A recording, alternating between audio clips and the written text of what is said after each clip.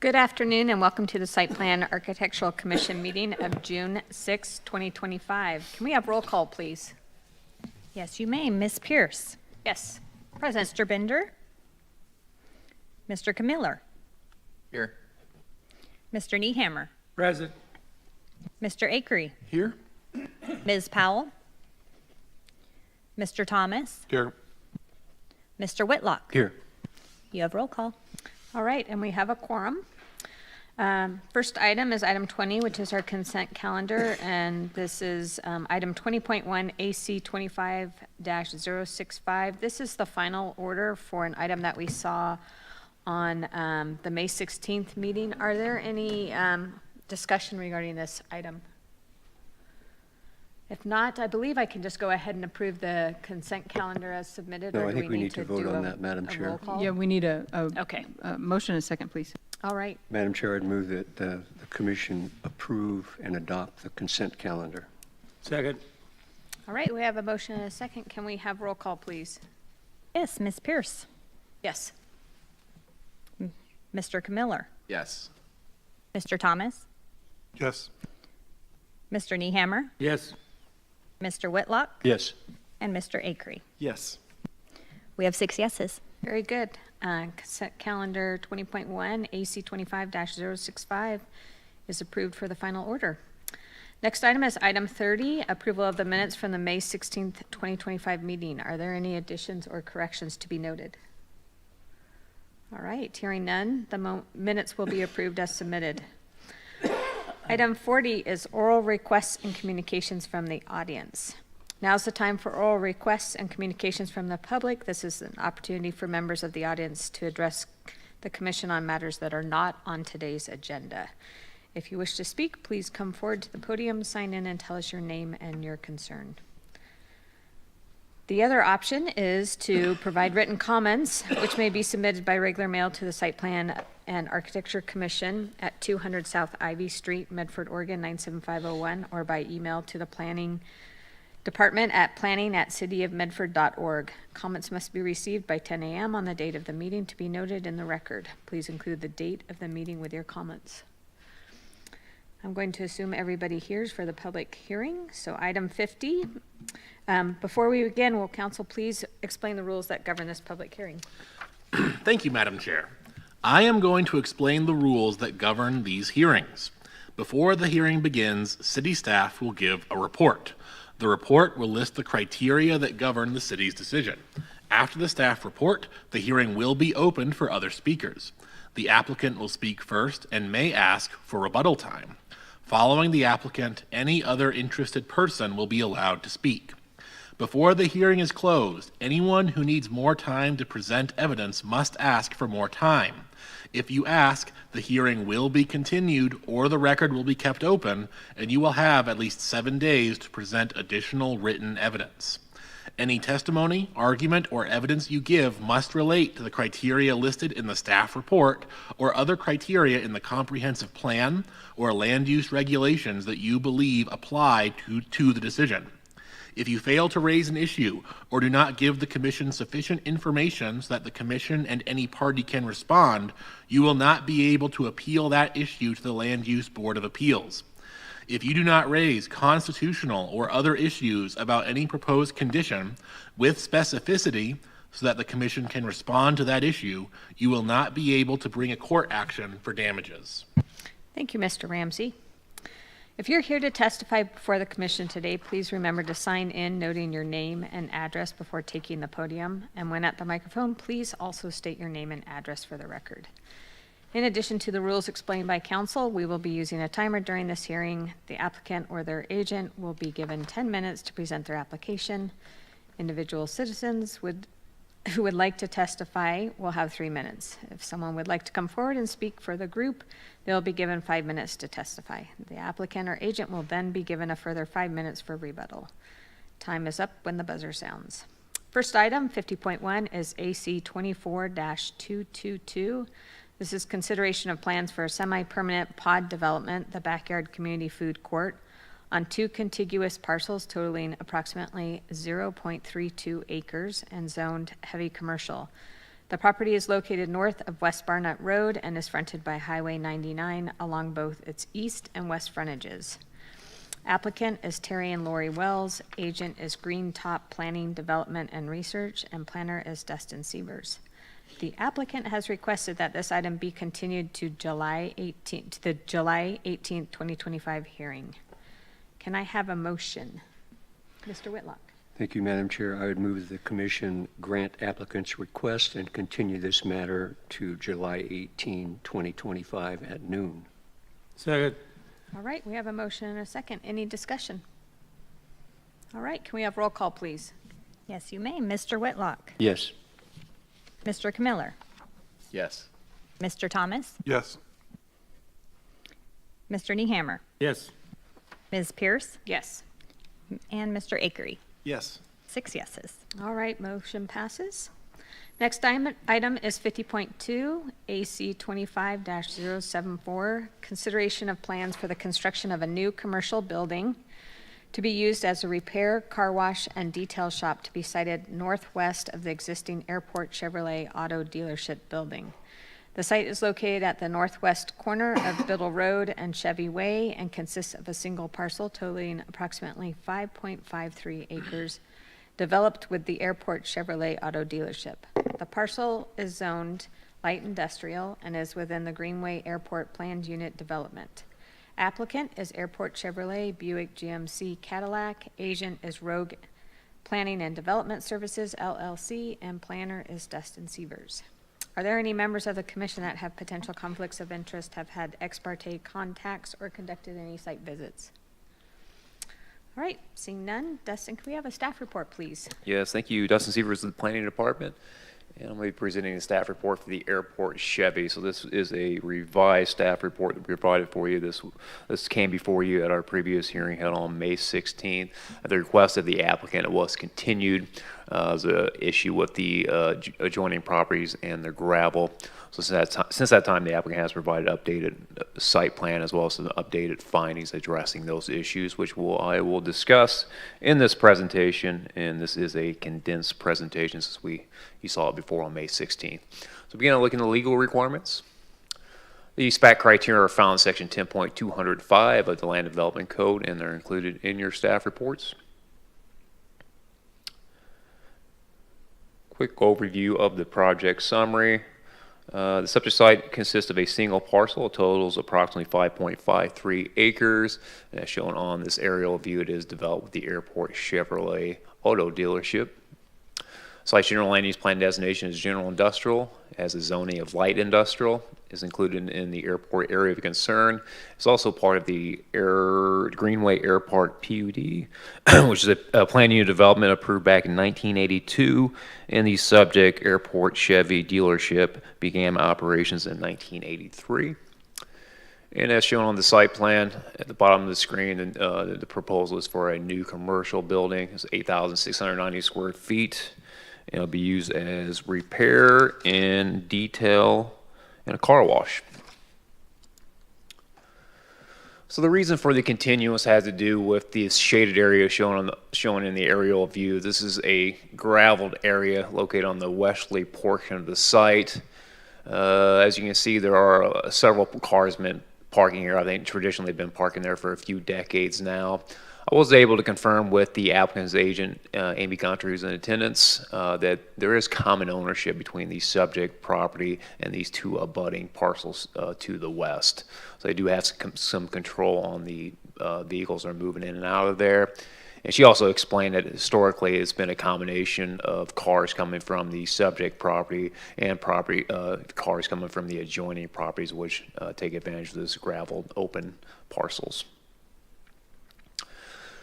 So with this revised staff report, we have 5 new exhibits. The first one is just the updated conditions of approval.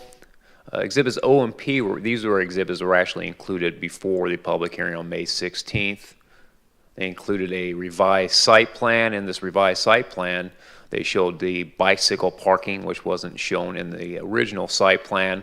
They also show a trash enclosure located to the south of the proposed building. They also provided a diagram or illustration of that proposed trash enclosure. So we were able to strike those two conditions that were in the original staff report.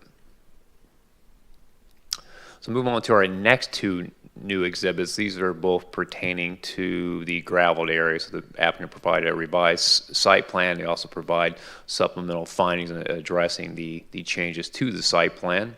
Again, it has to do with the gravel parking shown in the shaded red area. And I should point out that at the bottom of the screen is the condition from the Public Works staff report. They said that they required to pave all parking and maneuvering areas as per the land development code. And it also included a requirement that they provide a curb along the perimeter of those new paved areas. So looking at their updated revised site plan, it's included in the record as Exhibit Q. You can see they do show a large area. You can see comparing that to the aerial site view. This is the area that is largely used as parking. So they intend to pave this area. In addition to paving that area, they are showing a 6-inch high curb along the perimeter of the parking and the driving maneuvering areas running from Automation Way down to Chevy Way. So that does comply with the requirements of the Public Works Department. It does leave an area that's on the subject site that will still remain gravelled. So that begs the question how to prevent vehicles from these adjoining properties from continuing to park on there. So you look at an aerial view of the surrounding area.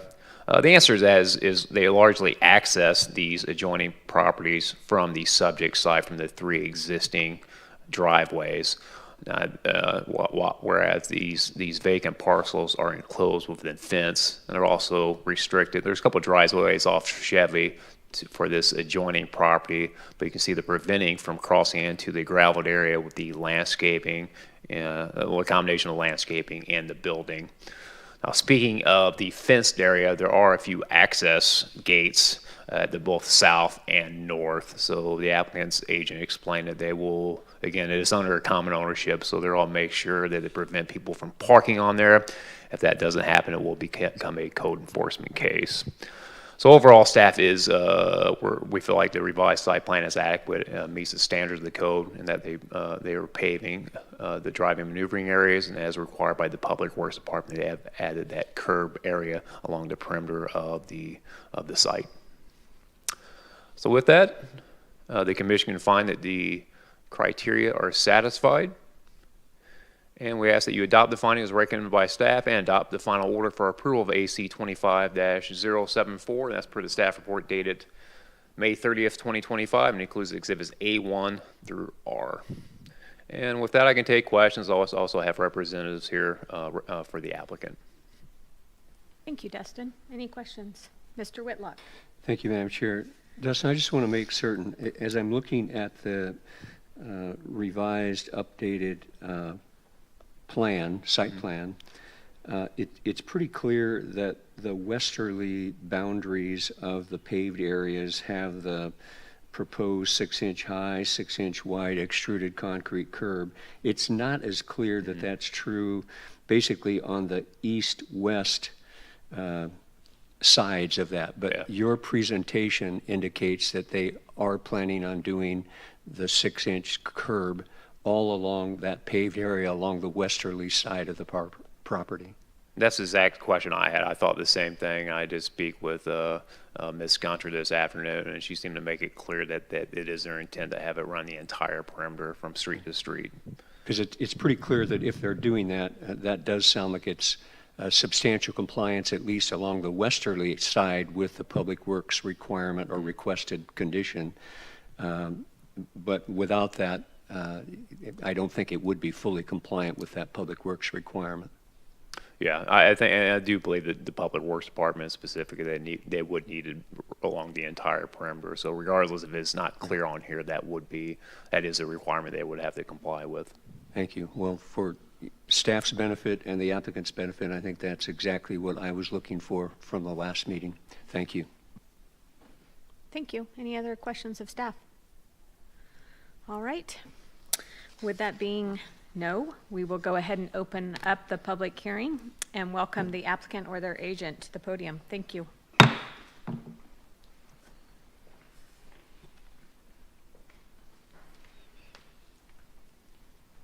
Thank you, Commissioners. Amy Gunter, Road Planning and Development Services, 1314 B Center Drive, 457, Medford, Oregon, 97501. I don't have much to add, just to confirm that the curb will essentially go from Automation Way to Chevy Way along all the new paved surfaces. That's the extent of my presentation. Very good. Any questions of the applicant? All right, well, that was pretty cut and dry. Super, thank you. I'm assuming you're all playing on the same team out there, so there's no need to reserve time for rebuttal? Okay. Are there any other questions regarding this item? Okay, we'll go ahead and close the public hearing and entertain a motion. Madam Chair? Yes. I would move the commission adopt the findings as recommended by staff and adopt the final order for approval of AC-25-074 per the revised staff report dated May 30, 2025, including exhibits A1 through R. Second. All right, we have a motion and a second. Any further discussion on this item? Not really discussion, but I really want to reemphasize that addressed the only concern that I had with this application. I thought it was a great application. Love the expansion that they're doing out there. And I was just concerned about the continued use of that gravel area, and this fully addressed my concerns. So thank you, applicants, for taking care of that issue from my perspective at least. Yes, thank you. All right, any other questions? Okay, can we have roll call, please? Yes, you can. Mr. Thomas, Yes. Mr. Nehammer, Yes. Mr. Camiller, Yes. Ms. Pierce, Yes. Mr. Akery, Yes. Mr. Whitlock. Yes. We have 6 yeses. Very good, the motion passes. Thank you. Next item is item 60, written communications, and there are none. Item 70 is new business, and there are none. Item 80 is report from the planning department.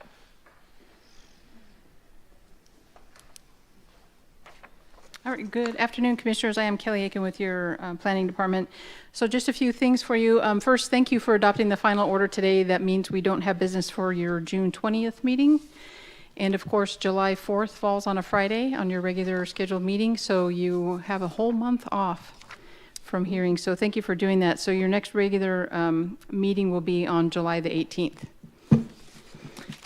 Let's see, what else? At City Council last Wednesday, yeah, day before yesterday, wow. They initiated a very small street right-of-way vacation in the Cedar Links PUD. And then they also, more importantly, approved the consolidated plan for our community development block grant program and also the one-year action plan. So we're getting about $617,000 for the upcoming year, and the action plan tells us how to spend it. Next meeting on the 18th, they are going to consider our Housing Opportunity Fund recommendation from our Housing Advisory Commission, and then also consider reauthorizing our ADU SDC reduction program, which has been very successful, by the way. And then study session for council at their June session, we have street design standards on their agenda. So more stuff coming up at council. I wanted to mention, today is June 6th. Today is the 80th anniversary of D-Day. So I just wanted to acknowledge all the literally thousands of Allied troops that lost their lives on that day. And I think that that's all that I have for you. Thank you, Kelly. Any questions of Kelly? All right, Thanks. thank you. Item 90 is messages and papers from the chair. I have nothing. Item 100 is propositions and remark from the commission. Anyone? Mr. Whitlock. Just one item, Madam Chair. I wanted to thank staff very much for the excellent, precise minutes. I think you did a great job of capturing everything that went on and some of the comments that I thought were very important. So thank you very much for the excellent work on that. And I agree. Thank you. I'll actually say, because I didn't staff the last meeting, I had to read through the minutes because this hearing was a continuation of a previous hearing. I had to read through the minutes to figure out what was going on. I found it very easy to do so. So thank you. Excellent, good feedback. All right, item 110 is adjournment. Thank you. Have a nice weekend, everyone.